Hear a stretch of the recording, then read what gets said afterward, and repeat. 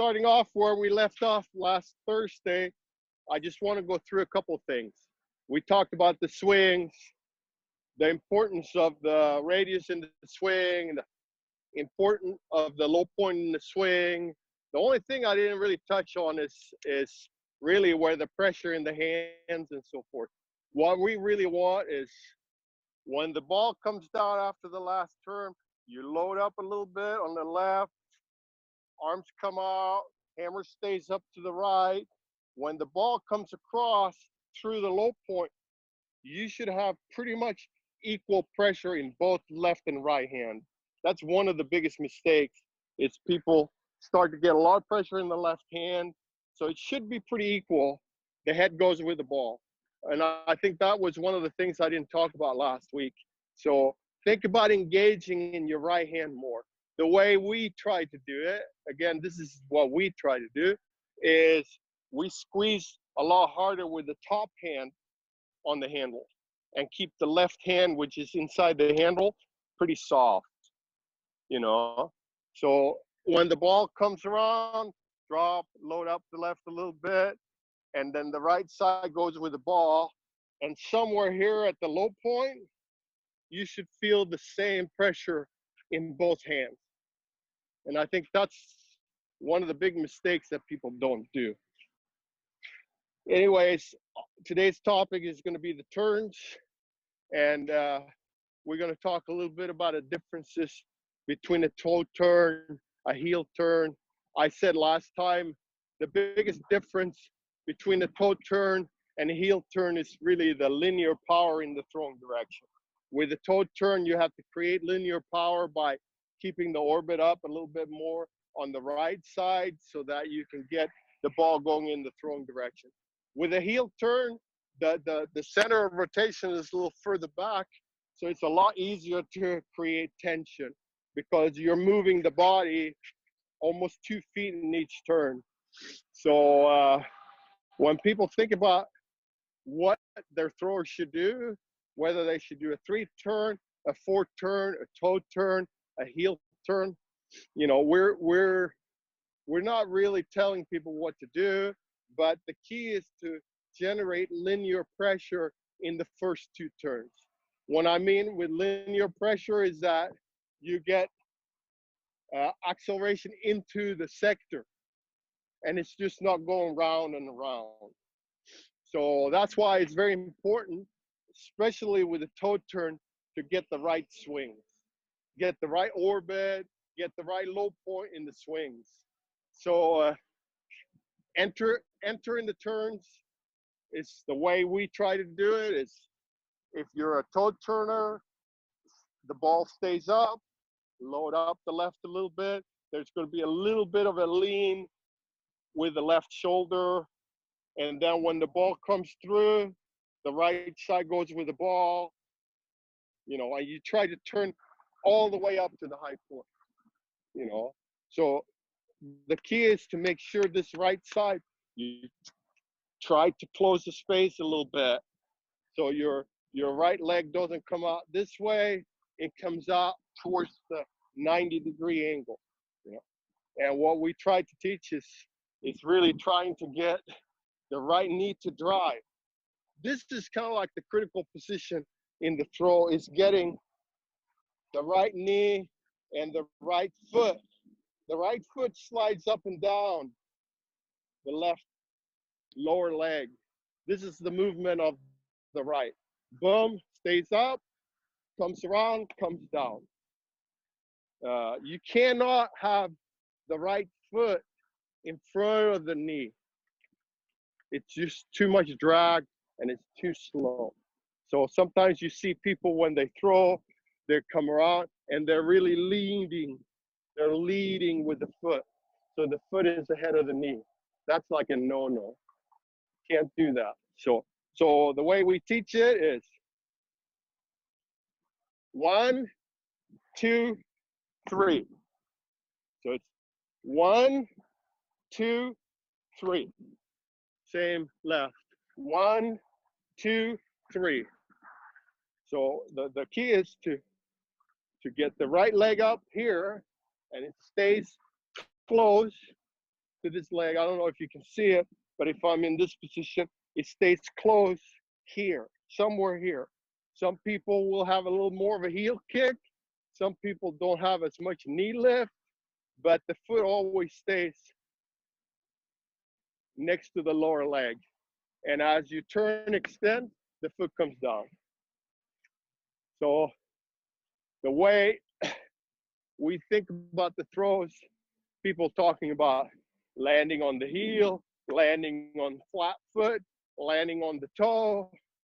You know, this is very individual. So I think the most important thing is 1, 2, 3. 1, 2, 3. You know, and the feet should be pretty even. The right leg is going to be a little bit behind when you land. You know, and again, it's individual. Some people land with their foot out. We try to teach landing. The right foot is turned in. So you keep turning this foot. So it doesn't land here. It lands closer. So if it lands really open, the tendency is for it to stop.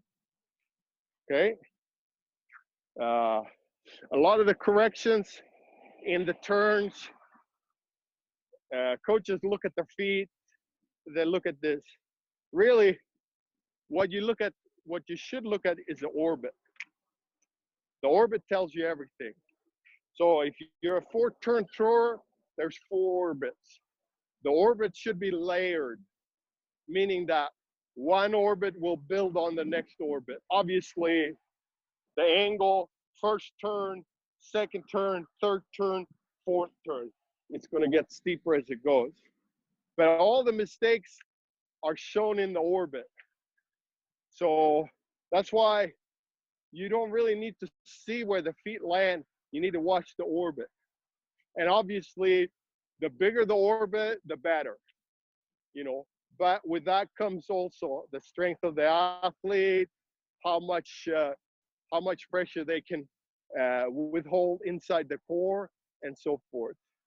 So when we're thinking about the 4-turn throw, especially the heel toe versus the toe turn, the toe turn is more, the rhythm is more 1, 2, 3, 4, because there's a delay in the toe turn.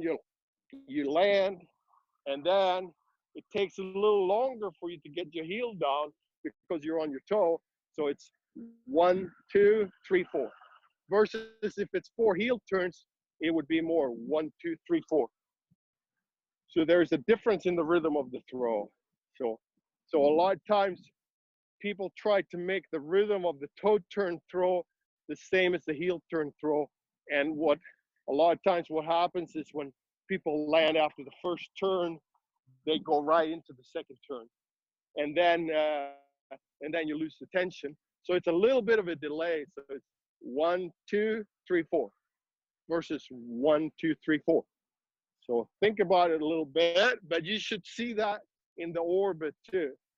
So again, swing, get the ball up, let it come through, even in both hands, a little bit of pressure on the left, and a little bit of lean in the left shoulder, turn, get the knee up, down. So it's 1, 2, 3. It's something that you need to do over and over and over again. This is the mechanics of the throw. You cannot throw the hammer, you know, you can't throw the hammer like that. It's just inefficient, takes a lot of energy, and you lose tension.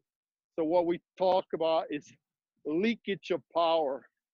So when the orbit changes, whether the low point moves, the power goes forward, too much backwards, it's a leakage in power. So you want minimal leakage. So therefore, it's all about how much you can accelerate the ball. How much? So the head, the shoulder, the hip, where are they in the relationship to the hammer? So the way we try to do it is You load up the left, you turn. Once the ball is out here and you're ready to pick up your right foot, it should be pretty neutral.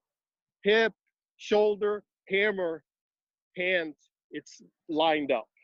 Now, there's no force as far as rotational force on your body. So from here, now you're going to separate from the ball. Boom. Now you have separation. Shoulders, hands are towards the hammer. Hip is separated from the hammer, and feet are a little bit more separated. So now the key is land strong. And at some point, again, they need to match up on this side. So when we think about it is the hammer accelerates in the double support and the body accelerates in the single support. So that way, if you try to accelerate the body in double support, you're going to go faster than the ball. So when you look at the hands, and I'm going to use this handle as to where the ball is. So the ball is going to be a little bit, let's see if I do it with this one, maybe it's a little easier. So when you land, the hammer is going to be a little bit behind the hands because you have pressure on the ball. As you go through, you want the hand and the hammer to meet up, you know. So what I'm saying is that when you land, if you go away from the ball too much, the hammer is going to be behind you, shorten the radius. So the key is really to, when you land, to try to get connected. So the hammer is going to be like a couple of degrees behind the hand and the shoulders. And that means that you're accelerating the ball. But once the ball comes out to the left, it should be pretty neutral again. So you've applied all the force on the hammer. So now you can load up again for the second turn. And now again, the hammer is going to be a few degrees behind you. How many degrees? It's really individual. You know, a lot of people throw with a lot of torque. Other people throw with a lot of rotational speed. It's just a technical, what fits them. Some people don't have a lot of rotational speed and they throw more with the torque. Again, this is style. So what's most important for us is to get the entry right. Well, if the entry is right, that means the first orbit is going to be nice. It's going to be long, and then don't mess it up. Now make the second orbit the same as the first, and the third one the same, and the fourth one the same. If you can do that, you know, then that's the essential for a perfect throw. So when people say, well, how come you don't look at the feet? You know, you can see everything from the orbit. So if the orbit moves, if the low point moves too much over to the left between each turn, it just means that you never got the ball out here, and more than likely means that you drop the left hip. If you drop the hip, the low point will move. You know, if you're landing a little late, the low point will move a little bit. If you don't stay down at the high point, the low point will move a little left. So the low point really tells you everything. And the orbit on top of that will pretty much give you the whole throw. That's why, for me, coaching, it's all about standing out in the sector and looking at the orbit. I can tell if it's too steep. I can see where the low point is. I can compare the left and right side. And I can see if the person's body is in the middle of the throw. I can see if they fall off. I see all these things. And it's easy for me to give the athletes corrections. I think it's very nitpicky to say, well, you landed a little early in the second turn, third turn was good, but then the fourth turn was late again. More than likely, the orbit was never right from the beginning. And if the first turn is good, the second turn should be good. If there's a mistake in the second turn, Of course, the third and the fourth turns won't be so good, and so forth. But foot placement is again very individual. Some people land real early, some people land really late, some people land on their toes, some people land flat-footed, some people land on their heel. It's really individual to the coach and also the ability of the athlete. Or Sometimes you try to can I teach. jump in? Can I jump in Sure. and ask a question? Paul had asked a question. I think it's relevant to what you're demonstrating now. He said, your demonstration shows the right foot actively turning with the left foot, not the left foot starting and the right foot catching up. Is this Yeah. something you actively teach, or is it just a byproduct of your years of doing it? Yeah. You don't really have to think about the left foot turning. The left foot has to turn because the ball is turning. So to start the throw with the left side is a big mistake. You know, the left side is just going to go with the ball. You could just wait because once the ball comes out here, the foot will turn automatically. You just got to make sure whether you have a hard heel for heel turn or if you're staying on the toe, you know, those things. So for us, the throw always starts on the right side. Strong right to hold the pressure so you don't get soft, and then drive into the left side with the right side. And then as the right side starts to go, eventually the left side will go by itself. And the head, in principle, personally, I think the head should be a little bit behind, especially in the first turn. So the ball goes by you. But you know, it's very hard to teach, and you're not going to change somebody because they're throwing well. But we definitely don't want the head to lead the throw. You know, if the head leads the throw, the hip will move where the head goes, and more than likely you start early. So the key is from the drop into the entry is let the head drop down and the chin stays in. No chin out. Chin stays in, chin comes out, traps get activated, and left shoulder starts to pull. And it's kind of like the lawnmower throw, you know? So it's really important. The only thing that I would say as far as the turns in general, what you see and what you want to see is you want to see the left leg pretty much stay the same all the time. The angle in the knee, the angle in the ankle doesn't really change. Whatever position, you know, what you want to try to do is don't follow the ball. So if you're low here when the ball is up, you're not supposed to be high, you know. That's one of the things that I learned early on when I was throwing, and that was a study from mid 80s or so. And they compared it at the Europeans 1986 what the best throwers all had in common. There was only one thing they had in common. That was that when the ball was at the high point, they were down in the left knee compared to the worst throwers at the Europeans. When the ball was at the high point, they were tall. So for me, it's pretty much the left knee stays the same and it doesn't change. The same with the ankle. The angle in the ankle should stay the same. No pointing. Again, this is very hard to teach because it's kind of a reflex in the body. So sometimes people push off in their foot, you know, and it causes all kinds of problems. But, you know, you got to come up with exercises to kind of uh, teach their body not to do that, you know, because it's not a good thing. So the ankle, the left ankle should always be in this position, you know, whether you're in the landing, whether you're in the turn, whether you're in single support, the ankle stays the same, the knee stays the same, you know, and really the only thing that changes is your weight into the sector, you know, how much can you back away from the ball? You know, obviously for us, we're talking about posterior pelvic tilt, keep it throughout the throw.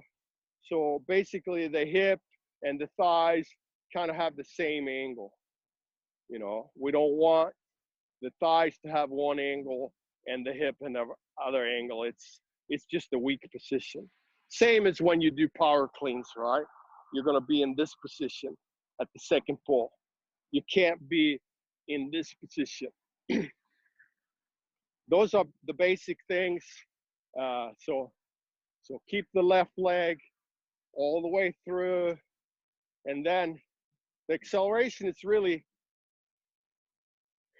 when the ball is on the right side from the high point to the low point, the right side is doing the work. When the ball is on the left side of the low point and the high point, the left side is doing the work.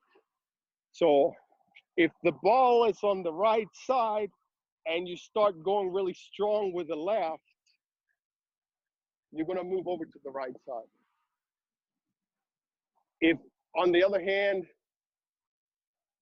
the ball is coming over to the right and you try to go really strong here, you're not going to get any drive going into the direction of the throw.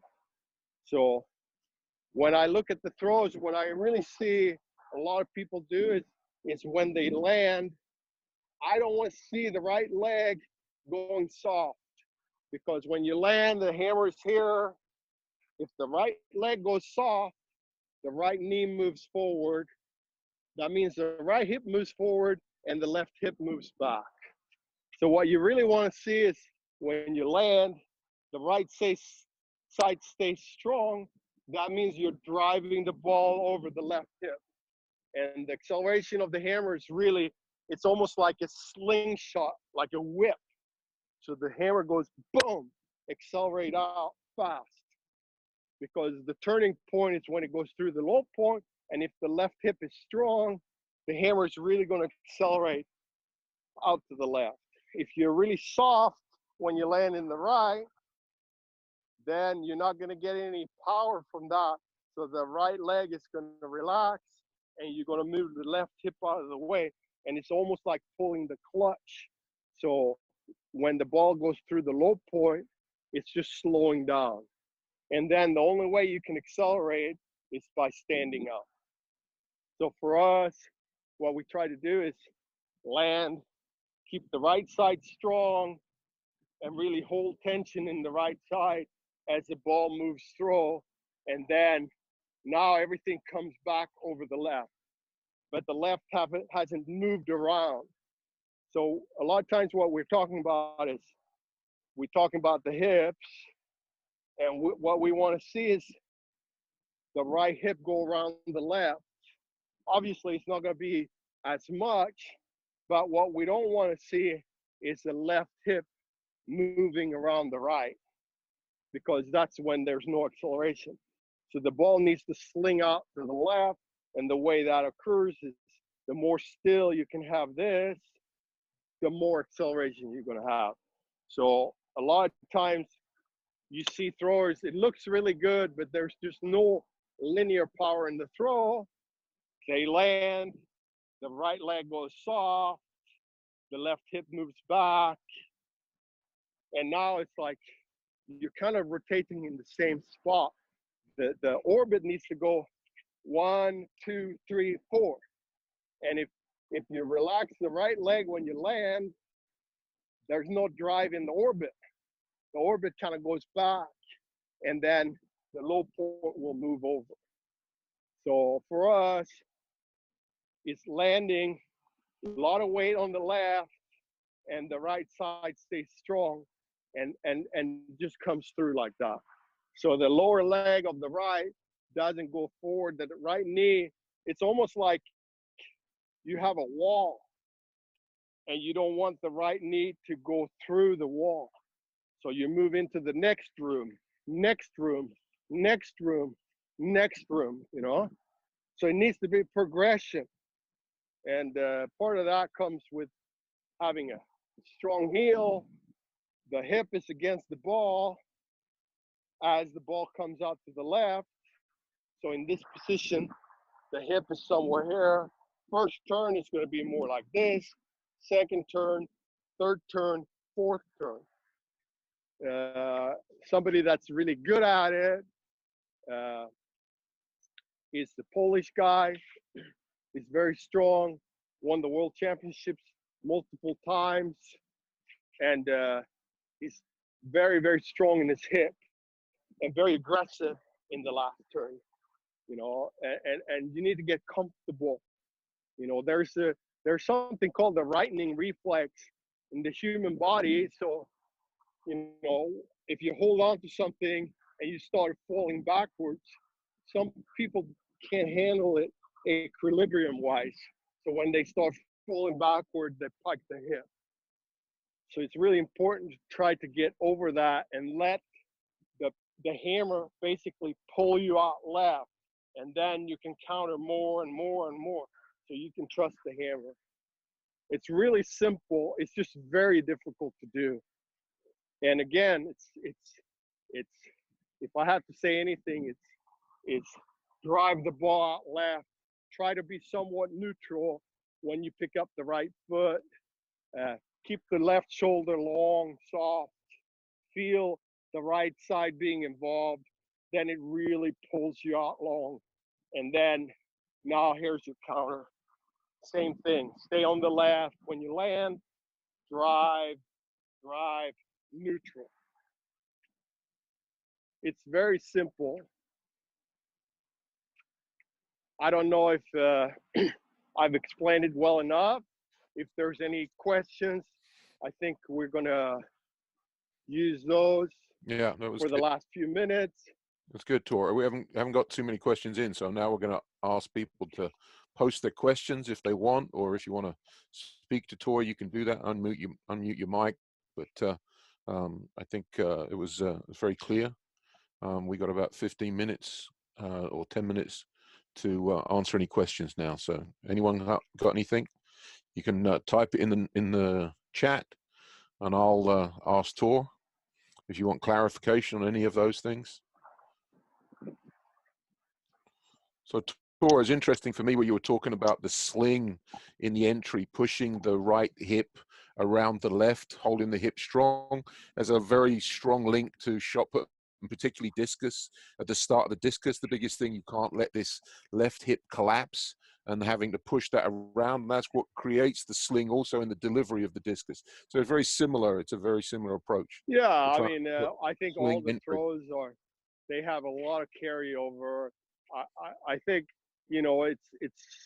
it's figuring out kind of what you're trying to accomplish, and then you work on exercises, you work on things, and when you see something you like, and if it equals distance that you like to, so that's kind of how you develop the technical model, and I think every athlete has their own technical model, and it takes a long time for the coach to figure out really what works for the athlete. Sometimes you never figure it out. It's very difficult. I think for us, it's like you try to experiment all the time. You're trying to innovate, and some of the things that you try to do are maybe stupid, but sometimes you learn a lot from doing stupid things too.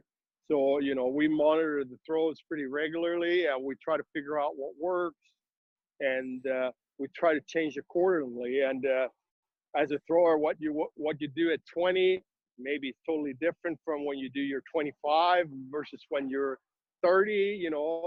So your throw evolves, but it's very important to figure out, why is the orbit moving? Why is the orbit like that? What is happening? And to say that a foot placement or something like that constitutes a change in the orbit, it's a little too simplistic.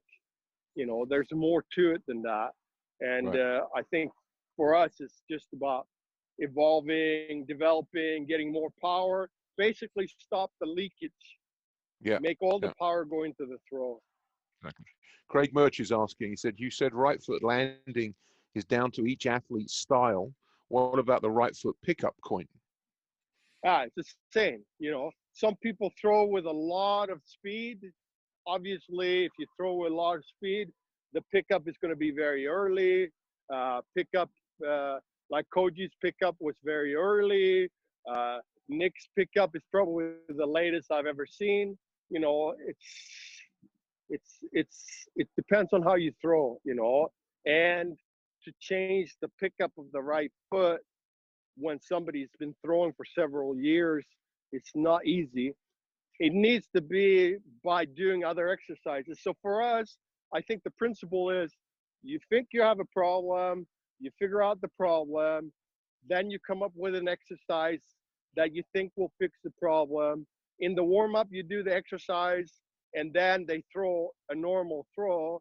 And over several months, you look at the throw and you say, did that exercise change the throw? Because starting to do technical things in the throw other than the entry is very difficult, because the athlete will change their throw and it will become very mechanical, and as soon as they go somewhere where there's more stress, they will revert back to their old throw. So the key for exercise is really the exercise should be geared towards changing their flow. Do the exercise, then do the throw, see if it changes it. To think about three things in the throw, it doesn't work. You can So we think about the speed in the swings, or you can think about the depth in the legs in the entry. That's about it. Okay, we've got 5 minutes left, so just a couple more questions. Rob Broadbridge is saying, Tor, a question about the left leg flex. Some throwers flex progressively more at the catch each turn. You prefer the same flex on each turn? Yeah, I Can mean, you it try to keep that depends a little consistent? bit on, you know, I mean, everybody's a little different, but yeah, you know, there's going to be variations. I think the most thing that you want to look at then is where is their height of their left knee at the high point?